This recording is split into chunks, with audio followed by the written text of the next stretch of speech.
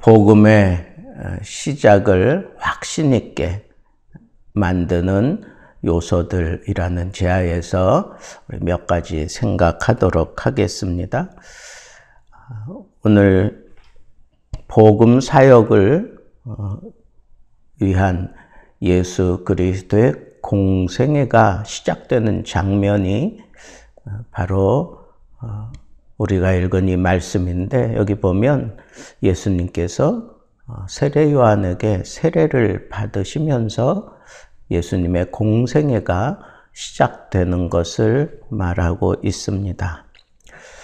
여기 보면 그때에, 그랬습니다. 그때에라고 하는 것은 이미 세례 요한이 아주 강하게 이스라엘 백성들에게 굉장하게 어필했던 회개하라, 회개하라, 독사의 자식들아, 그러면서 하나님 나라를 그렇게 증거했던 그런 활발한 움직임이 있는 그때에라고 하는 겁니다.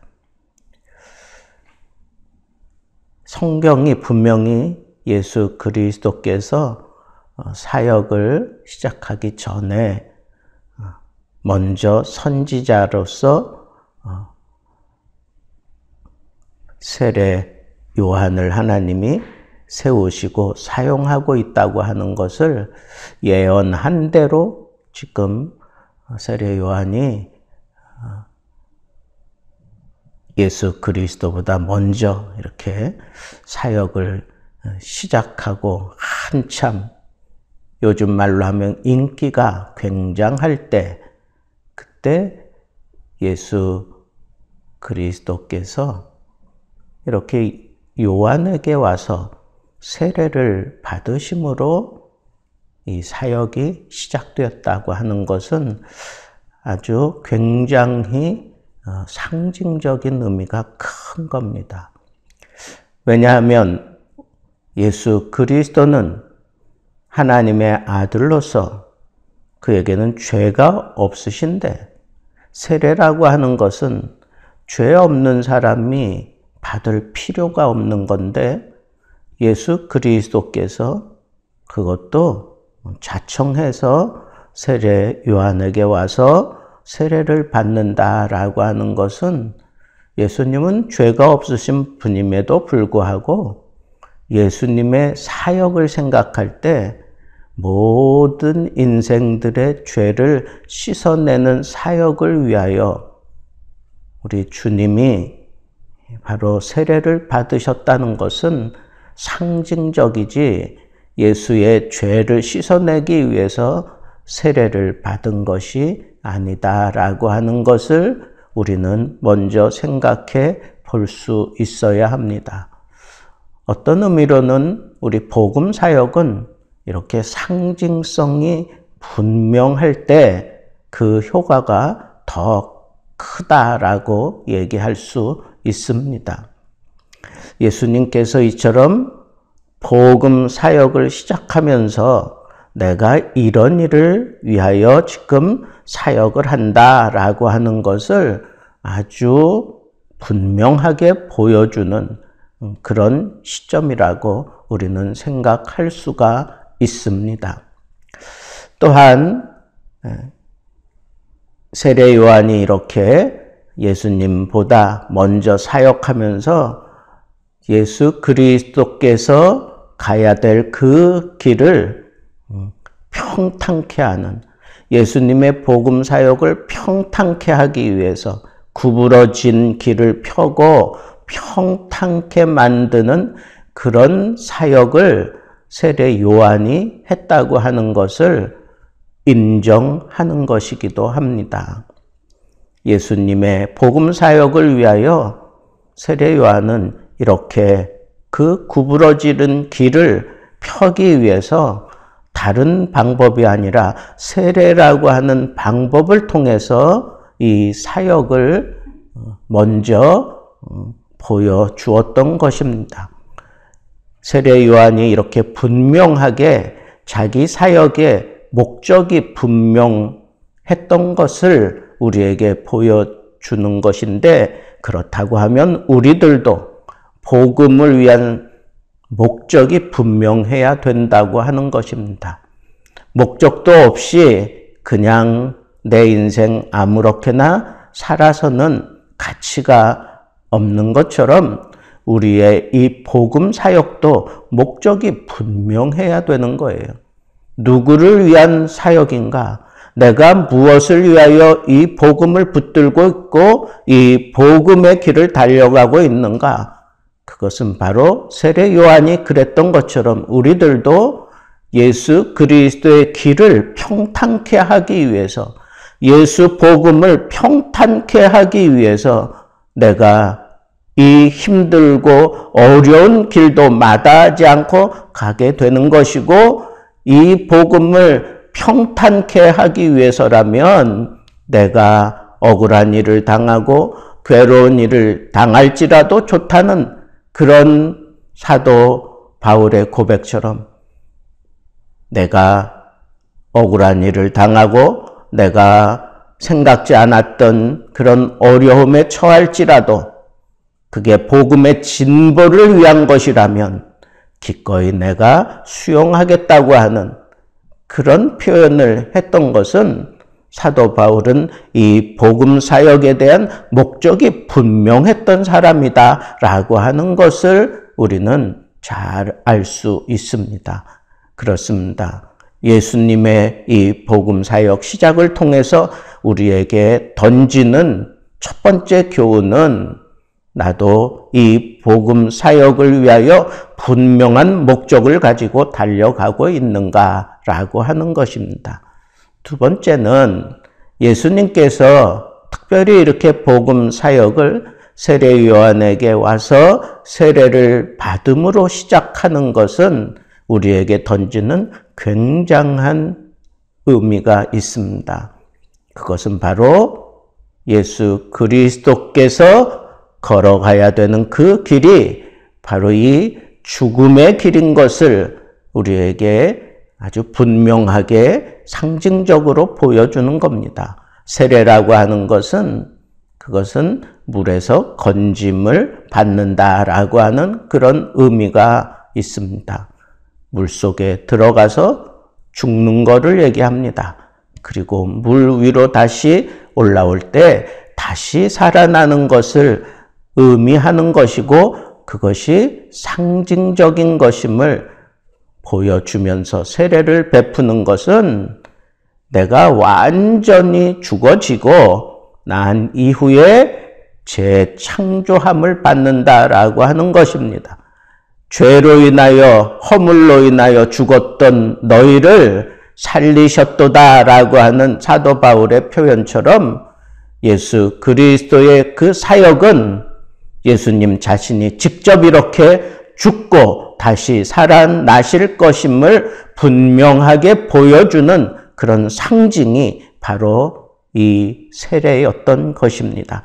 그러기에 예수님께서는 죄가 없으신 분임에도 불구하고 그보다 더 좋은 상징은 없기에 예수 그리스도의 사역을 분명하게 상징적으로 보여주는 것, 바로 이 세례였기 때문에 예수님께서 기꺼이 세례 요한에게 가서 세례를 받으셨다라고 우리가 생각할 수가 있다고 하는 것입니다.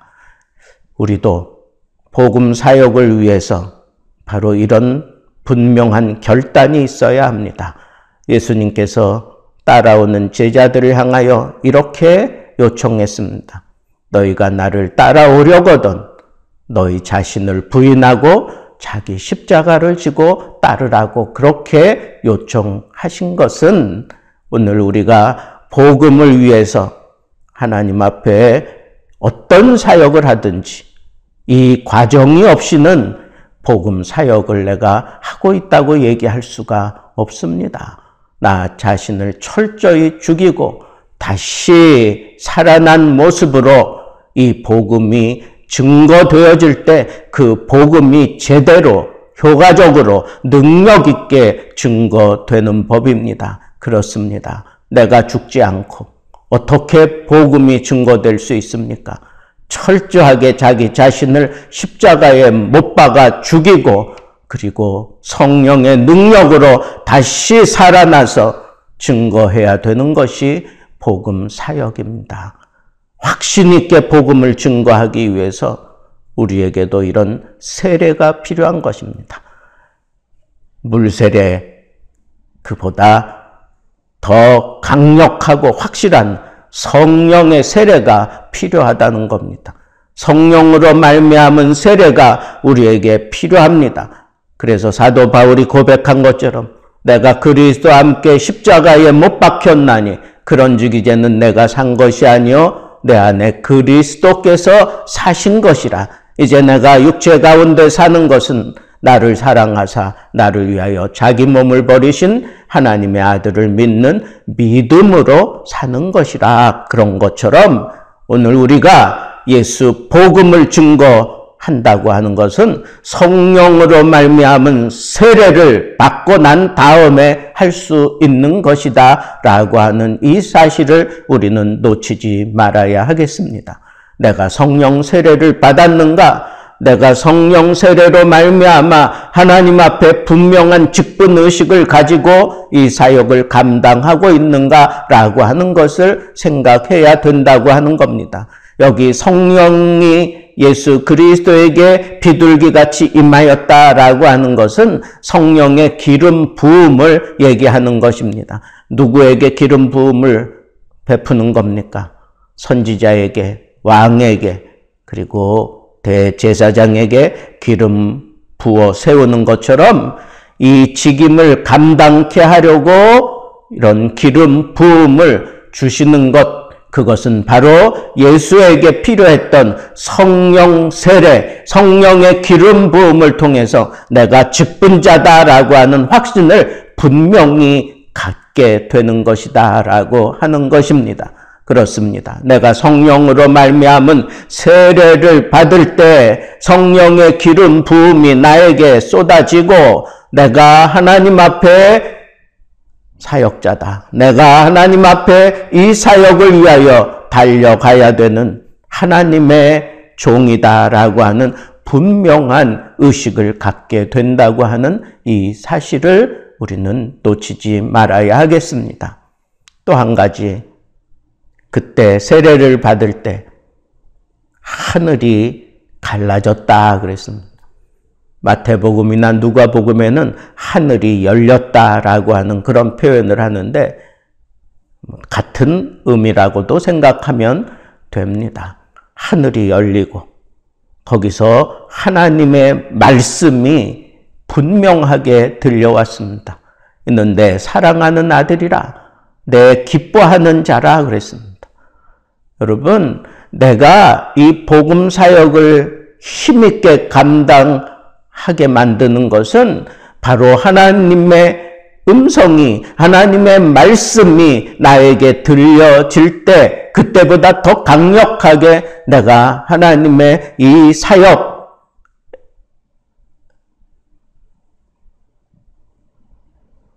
엘리야가 지쳐서 쓰러진 모습으로 성령께 붙들림 받아서 호렙산에 이르렀을 때 그가 기대했던 불도 바람도 아닌 세미한 음성이 그를 온전히 일으켜 세우고 사로잡아서 그의 남은 사역을 힘있게 감당할 수 있게 만들었던 것을 우리는 놓치지 맙시다. 세미한 음성이 들려지기만 해도 그 하나님의 음성을 붙들고 우리는 이 사역을 힘있게 마지막까지 감당해 갈 수 있게 되는 것임을 우리는 놓치지 말아야 하겠습니다. 그렇습니다. 그 하나님의 말씀, 말라기 선지자 이후로 그쳤던 그 하나님의 말씀이 다시 하늘문이 열리고 그 말씀이 이 세상에 쏟아지기 시작하는 그 시발점이 바로 예수 그리스도의 성령 세례를 받을 때 일어났다고 하는 것은 참다운 의미가 있습니다. 그렇습니다. 하나님의 말씀이 나를 사로잡을 때 나는 이 사역을 아주 굉장하게 힘있게 제대로 감당할 수 있습니다. 특별히 하나님의 사랑을 불러일으키고 하나님의 기쁨을 불러일으키는 그런 사역을 감당하겠노라고 자기 자신을 죽이고 온전히 하나님의 뜻에 맡기며 세례를 받는 그때에 하늘이 열리고 하나님의 음성이 들려왔고 그리고 성령의 기름 부음이 있었다고 하는 이런 사실들을 종합해 보면 하나님의 말씀을 통하여 내가 하나님이 기뻐하시는 길을 제대로 가고 있는지, 하나님의 사랑이 나를 얼마나 단단하게 붙잡고 있는지 이것을 우리는 분명하게 깨달을 수 있습니다. 내가 사역의 중심을 잡고 흐트러지지 않는 모습으로 제대로 가는 것은 하나님의 말씀을 붙잡고 있을 때입니다. 하나님의 말씀이 나를 인도할 때입니다. 늘 하나님의 말씀에 후원을 받으며 나는 하나님이 사랑하는 자야, 하나님이 나를 기뻐하셔, 하나님의 기쁨거리가 되는 것이 나의 전부야 라고 하는 그런 고백을 하며 우리에게 주어진 길이 아무리 힘들고 어렵고 험산 줄령을 만난다고 할지라도 기꺼이 내가 복음에 온전히 순종하며 따라갈 수 있는 힘이 거기서 생겨난다고 하는 이 사실을 생각하면서 우리도 하나님 앞에 사역자임을 하나님 앞에 정말로 강하게 붙들어야 된다고 하는 이 사실을 우리가 생각하면서 하나님 앞에 우리도 제대로 사역하고 있는지, 나는 정말 하나님 앞에 부끄러움 없는 모습으로 사역하고 있는지 하나님 앞에 자신을 돌아보며 하나님이 나에게 지금도 말씀하고 계시는가? 하나님이 나를 사랑하시고 나를 기뻐하는 그러한 모습이 언제나 나를 이렇게 흥분하게 만들고 복음을 위하여 기꺼이 달려가게 만드는가 생각할 수 있어야 하고, 무엇보다도 성령의 기름 부음이 나에게 쏟아져서 그 성령의 힘으로 말미암아 정말 하나님의 뜻을 이루어 가고 있는지 생각하고, 무엇보다도 하나님이 정말로 내 마음속에 기뻐하는 것은 내가 온전히 복음을 위하여 죽고 하나님 안에서 죽고 예수 그리스도와 함께 죽고 다시 살아난 모습으로 당당하게 영의 소리를 외칠 수 있을 때 그 사역이 하나님께 합당한 사역이고 우리가 붙들고 달려가야 될 사역임을 생각하면서 오늘 이 아침에도 복음을 위한 나의 사역 점검하면서 하나님의 십자가를 붙잡으세요. 성령의 기름 부음을 붙잡으세요.